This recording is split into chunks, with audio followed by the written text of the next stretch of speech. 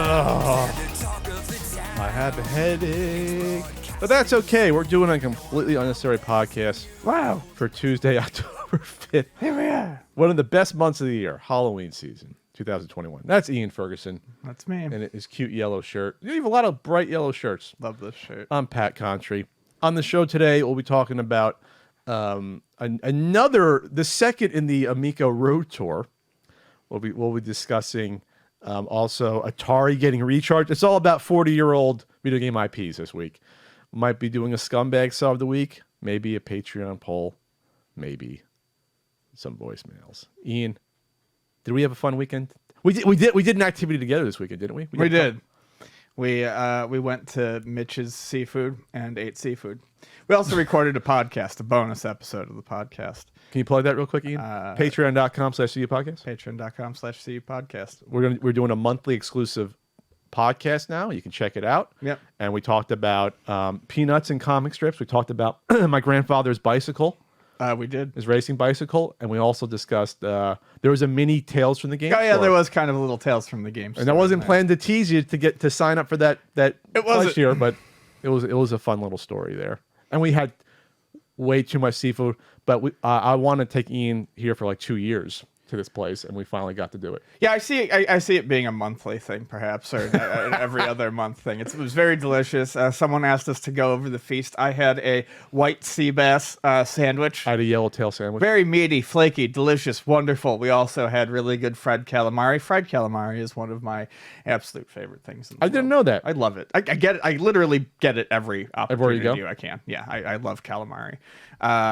We got ceviche. We got ceviche, rockfish ceviche. We got some fries. Their fries are really good. I'm not a fries guy, but like their fries are some of the best fries I ever had. Like, I mean, like perfect golden crispness, like perfectly done.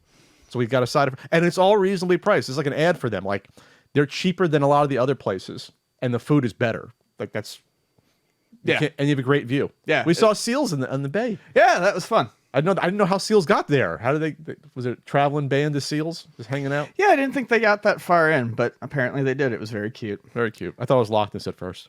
I also played D&D on Sunday, which is always a good time. And we took Spike to the vet. Vani took Spike to the vet on Monday. How's my Spike doing? We figured it was time for him to get a checkup. He got his rabies shot. He got all of his shots. He's circle, dot. Yeah, he's caught up on all of his shots. The vet said that for an 18-year-old cat, he is in exceptional health. Well, he doesn't do anything, so he can relax. He's in exceptional health for an 18-year-old cat. He's enjoying the golden years. And that's all I really wanted. I wanted him to go and just get a checkup and, make sure everything was, as good as it could be for a boy who is very, very old. He did not bite or hiss at the vet. He did not pee on the table or poop on the table. Is that all typical behavior? That is all typical behavior for him with the... so he likes his... Is that out of anger or to do that, or is just he losing his functions? It's anger. It's anger. Anger Pee? It's not that he's losing his functions. It's just anger. He's usually good with the main vet, but he does not like the vet's son. Okay. But he was good with the new female vet. He was very docile. Okay. So that's my weekend. And today's Vani's birthday. Okay. Happy birthday, Vani. Happy birthday, Vani. You are years old. You're mumble years old. We're going out for sushi tonight. Good for you. Good for you. Did you see Facebook and Instagram went down yesterday? Yeah, I thought the world would be in a better place for at least 6-7 hours that it was down. Yeah. I mean, doesn't it go down all the time, or what was the big deal yesterday? Was that it was down for a long, long time? I mean, like you couldn't access it at all. Oh, gotcha. No, it was a major thing. It was, I think, it was WhatsApp as well, since they own all three. I think, but Instagram being down and Facebook, that's like how many hundreds of millions of people use those? No, it's true. Luckily, I don't use them. It didn't affect me, so I don't care. Facebook is trash. We know that for lots of different reasons. Instagram, and I'm sorry, old man, is also to a lesser degree trash. Twitter is king. We all know that. Twitter is king overall, which isn't saying much for social media, but it's better. It's better. It's not as much of a trash fire still, because you actually have to like read and think a little bit there. Smash Brothers final DLC. You want to go over it, Ian, while I get my soundboard? What are you doing? Really? We don't need the soundboard. No, we always do. We don't. The final Smash DLC, it was Sora from Kingdom Hearts. I don't really feel any which way about it, but I think it's probably a good choice. I'm sure that there's a lot of Kingdom Hearts fans who are happy. People are gonna be pissed no matter what. when it comes to this. Yeah, I mean, they shouldn't be. It's a game. It's a video game. And you have 90 characters in it already. I mean, it's insane, the roster. I believe Doomslayer was added as a costume. Oh, really? Yeah. Okay. Doomguy? I believe Doomguy was added as a costume. That's cute. Yep. That's really cute. No, some people wanted Master Chief. Yeah, some people wanted Master Chief. I figured it was not going to be Master Chief because Sakurai always said that it was someone who was on. They all had games on Nintendo platforms at some point in time or another. And Halo's never been on And there. guess who it wasn't? It wasn't Crash Bandicoot, like I said. You're No. never gonna get Crash. Nintendo's got a long memory. They ain't playing with that shit. Are you kidding me? For lots of different reasons. I really don't think that's it. That's it, Ian. Okay. I really don't think that's it. Very honorable company. You don't fucking come in our A backyard. joke from 20 years ago, I don't think is really going to You don't come in our backyard. You really you piss in our parking lot. I really don't think that's They it. try to do a whole DX WCW invasion angle. Remember they did that with the tanks? They went to Atlanta. Remember that? Yes, I remember very Back in like clearly. 97, whatever that was. Invasion angles were all the rage. That's right. That's right. Yeah, so that's that. Enjoy Smash Brothers. Play it. Play that new Nickelodeon Smash Brothers clone that's coming out. If you need more, there'll be some of that too. Do you think they'll add non-Nickelodeon characters to that, or no? No, I don't think. I don't think so. Okay. Yeah. Well, there's no DLC needed at ultimatenintendo.com. You go there, nothing to download, but what you get is a great selection of books, RBI baseball stickers, enamel pins. Yeah. I was waiting for your comment if that was good or not. Yeah. Check it out there. I'm going to be on Twitch Wednesday, twitch.tv/Contra Code. 80s and 90s commercials. We worked in 70s a couple times, but it was a little bit awkward because I have no frame of reference or anything. This going from the 70s to the 80s for toys, it's like going from the dark ages to like the best era of toys ever.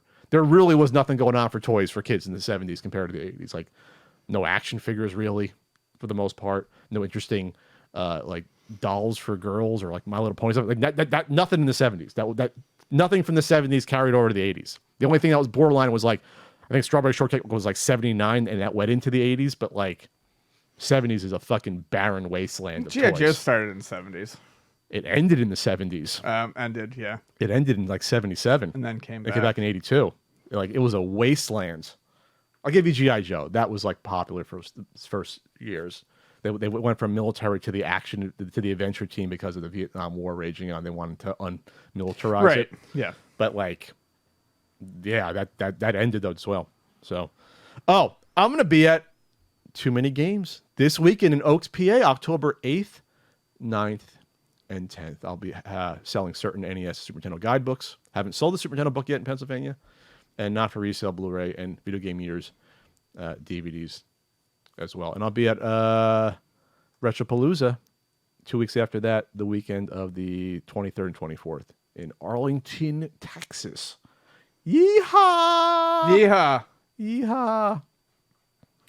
See that proto on eBay thing? You see that story? I did not, Okay. but I think you started to tell me about it.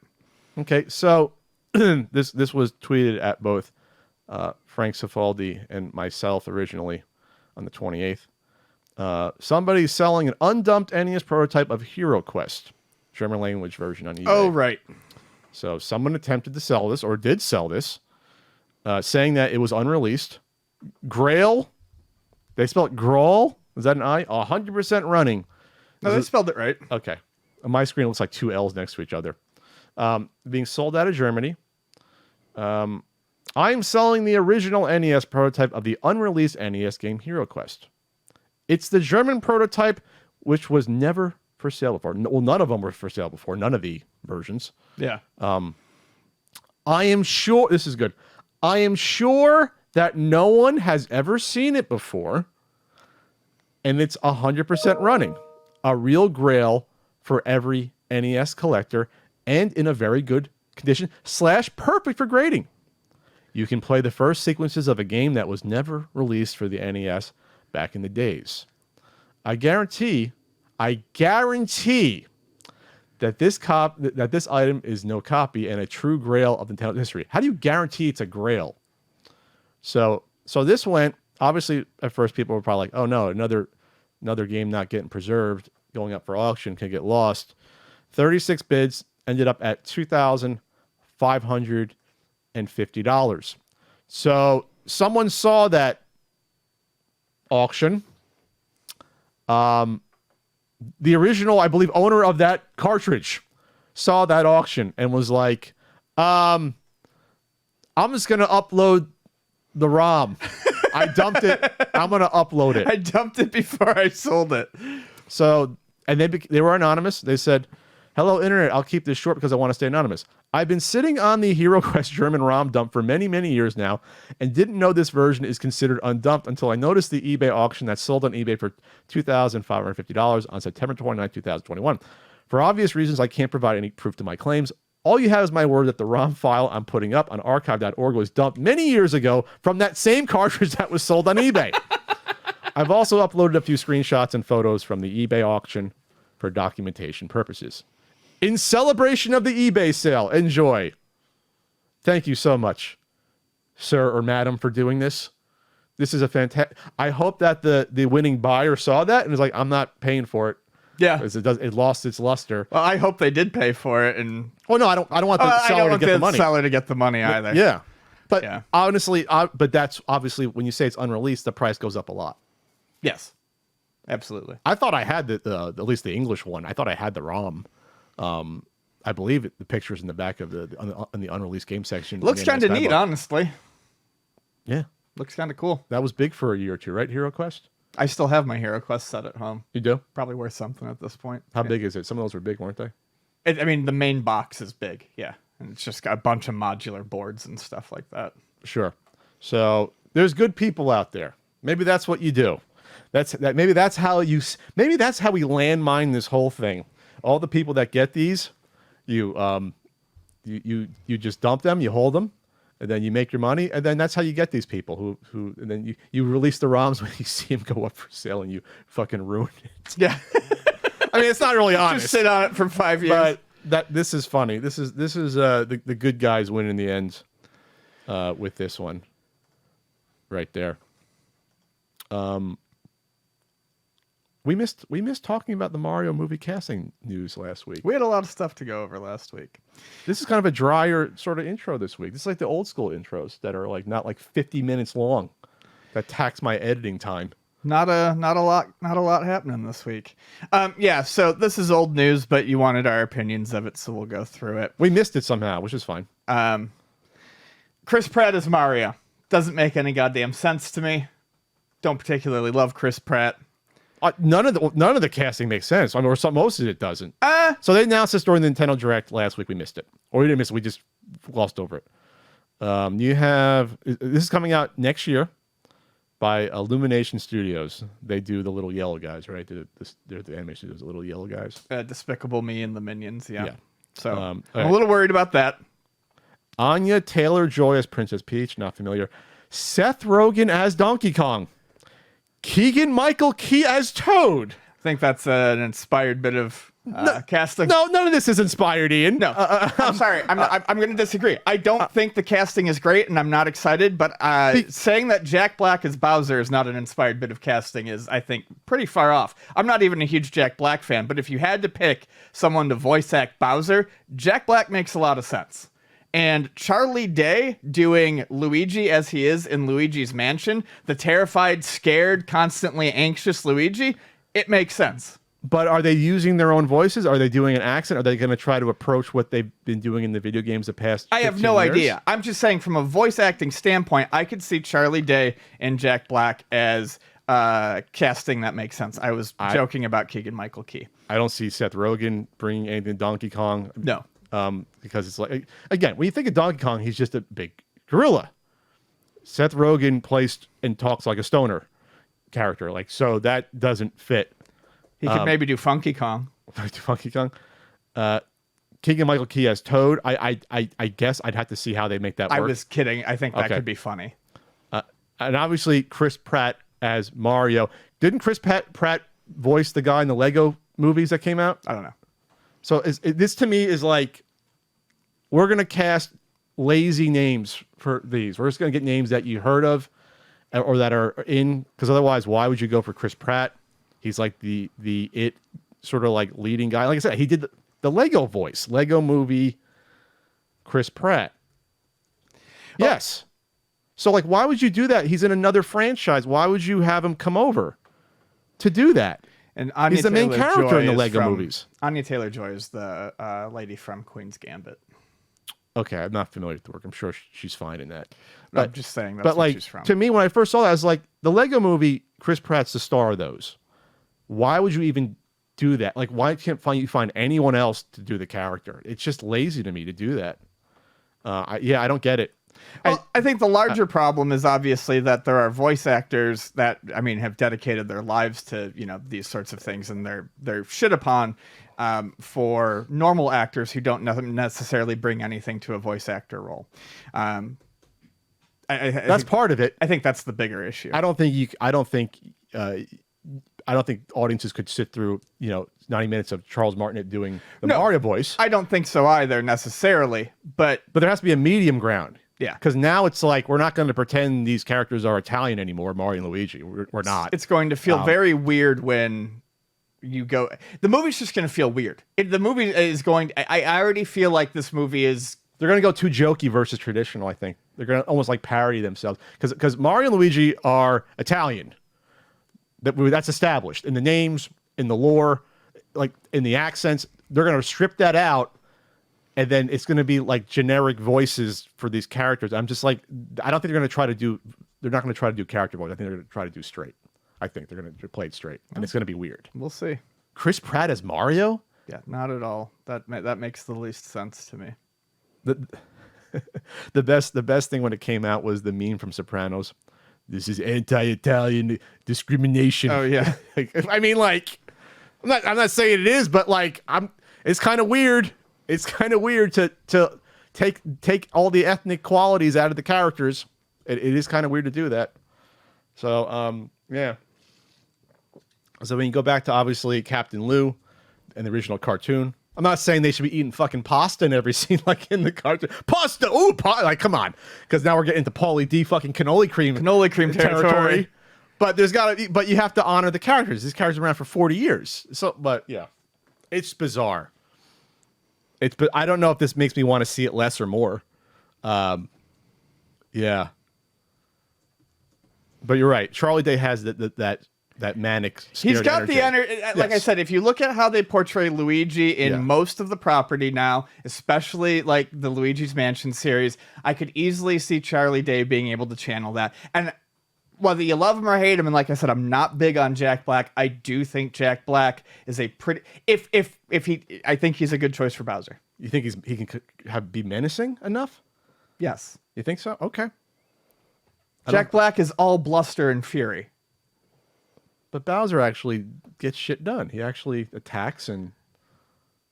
He actually attacks? What does that even mean? I mean, like, he's not all bluster. He always steals the princess. I'm saying and that he attacks the Mushroom Kingdom. I think it fits. Okay, I don't. I would have preferred someone like. Now we're gonna. If he was still alive, like Philip Seymour Hoffman as Bowser, fucking yelling.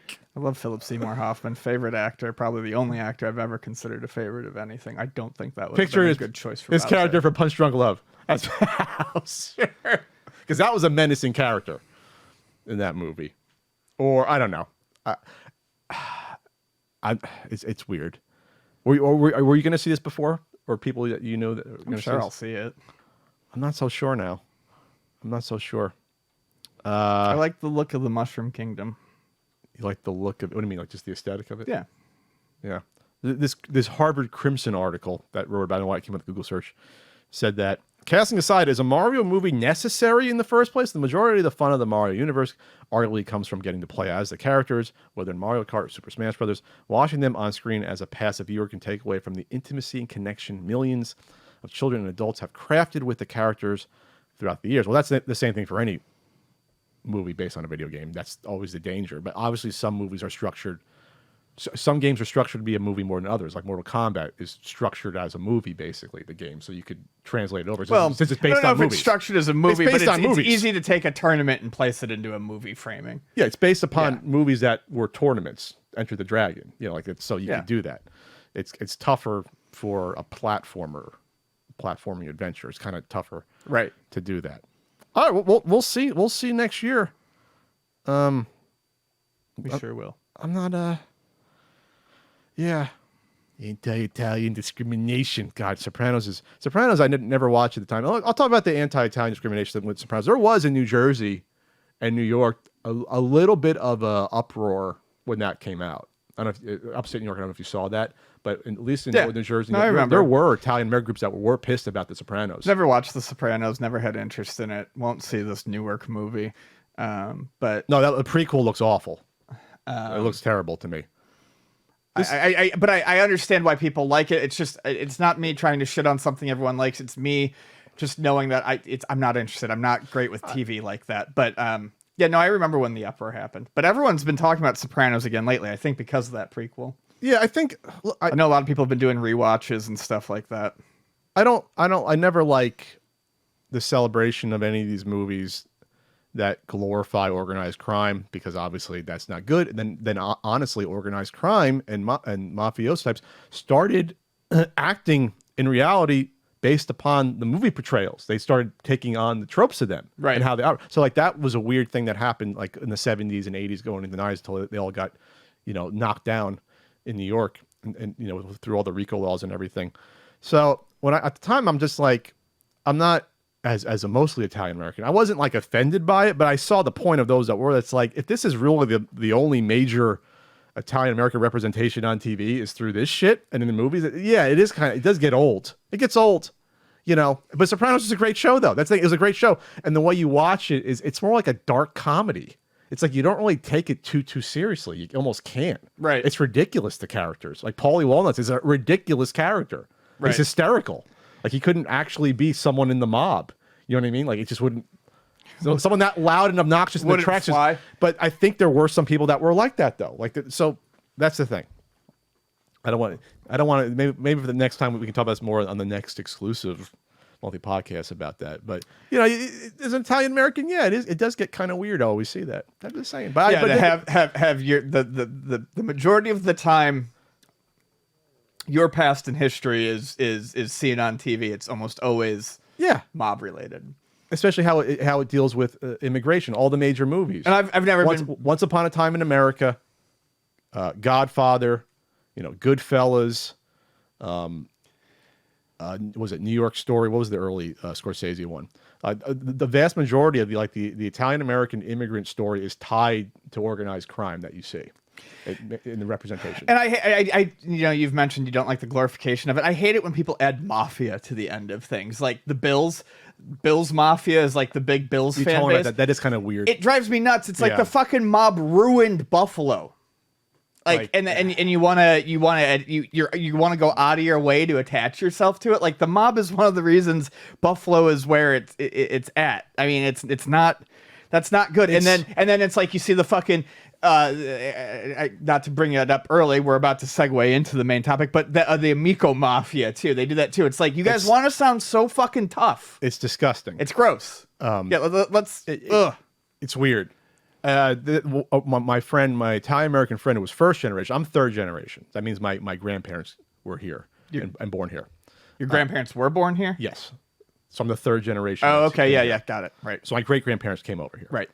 I remember like my friend, first generation, loved that stuff more. Even had, I mean, it's not an Italian American movie, but it's organized crime, and it has Pacino. Everyone had the Scarface fucking posters in college, and after that, Scarface got that revival. Remember that around the early 2000s? Yeah. It's like I never saw glorifying that stuff. I just never saw like that's being the sexy lifestyle. When you really read about it, and I do like, I don't like to watch the movies of it because I guess maybe I do think it's overly glorified, but I do like to read about like the mob history. Oh yeah, it's fascinating. When you read about mob history, when it comes down to reading about mob history, it's a bunch of fucking kids trying to act like adults, shooting each other up, trying to find a place in America. It's very sad.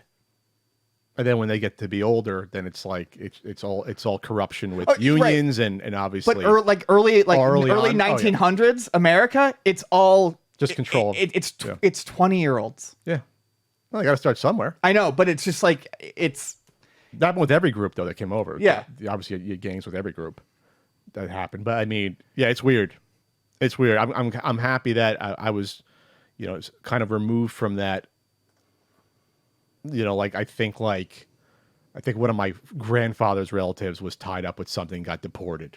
Like that was it. Like none of like you always talked about stories like Frank's father was friends with guys that were like enforcers. Oh, but sure. Frank was never involved with it, or Right. Frank's father never was. But like, oh yeah, he knew a guy. Like he'd hang out with someone. You know him.